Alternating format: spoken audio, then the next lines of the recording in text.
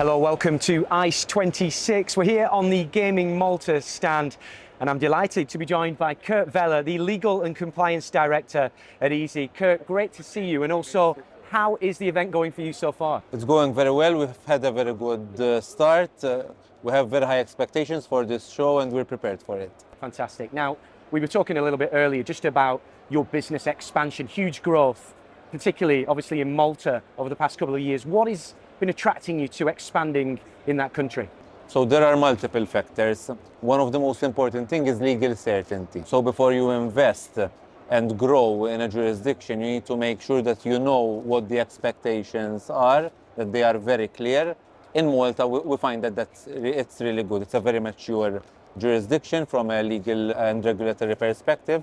So that's a very important point for us. Secondly, there is very good alignment between all regulators. They are all very, very supportive. And the infrastructure in general is also very good. There's good resources, human resources, suppliers that are mature and professional, so multiple factors. So talking operationally, just give us a kind of example of a function that might have taken place in another country that now is happening in Malta. We've taken the decision to expand in Malta. So up until now, we have 1,500 square meters of live casino tables.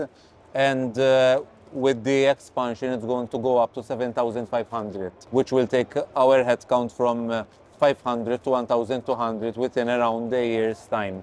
Furthermore, the business recently hired a full-time CEO for the group, and the CEO is based in Malta. So strategic decisions are now being taken from Malta for the group. I mean, those are huge numbers. What are the kind of challenges about expanding at that pace? And also give us a sense of, it's not just Maltese people that are getting these jobs, it's also an international audience. Yes, of course. We have a good number of Maltese people working for our business, but due to the nature of our live casino business, where we have studios that are aimed for different markets, we require different skills, different languages. So we have around 40 nationalities employed in our Malta office. So you're multilingual now, you speak a lot of languages, right? I try. Let's chat about the gaming ecosystem. What are some of the challenges? Because obviously we see Eeze outperforming in certain facets, but obviously it can't come without its challenges as well. In Malta, there is a lot of good talent, but there's a lot of demand as well.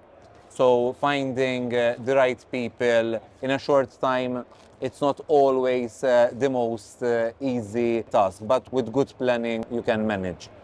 Talking about good planning, we've obviously been speaking a lot about the Make It in Malta campaign. That's a kind of key building block in terms of companies' long-term strategies, isn't it? Is that infrastructure, does that impact you and your decisions that you make for the long term? When you're building a business, you do not want to take decisions for short-term profits. Last year, we invested 6 million in Malta, and this year we'll be investing around 24 million, so a total of 30 million. Before you take that decision, you need to be sure that the jurisdiction is welcoming the gaming industry, and there is a holistic plan.